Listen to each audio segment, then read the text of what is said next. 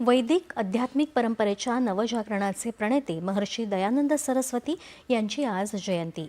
समाज सुधारक असलेल्या दयानंद सरस्वती यांनी प्रचलित सामाजिक विषमतेविरोधात 1875 साली आर्य समाजाची स्थापना केली.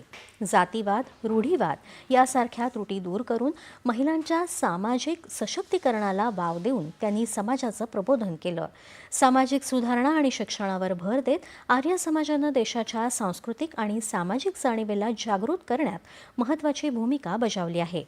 राष्ट्रपती द्रौपदी मुर्मू, उपराष्ट्रपती सी.पी. राधाकृष्णन आणि पंतप्रधान नरेंद्र मोदी यांनी स्वामी दयानंद सरस्वती यांना त्यांच्या जयंतीबद्दल आदरांजली वाहिली आहे.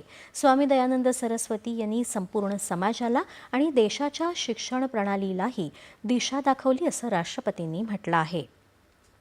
स्वामी दयानंद सरस्वती यांच्या प्रयत्नांमुळे महिला सबलीकरण, संस्कृतीचं जतन यांच्यामुळे देशाला नवीन दिशा मिळाली असं उपराष्ट्रपतींनी म्हटलं आहे. स्वामी दयानंद सरस्वती यांनी सामाजिक सुधारणांसाठी केलेले प्रयत्न हे देशवासियांसाठी नेहमीच प्रेरणादायी राहतील असं पंतप्रधानांनी म्हटलं आहे. क्रीडा वृत्त. आशियाई नेमबाजी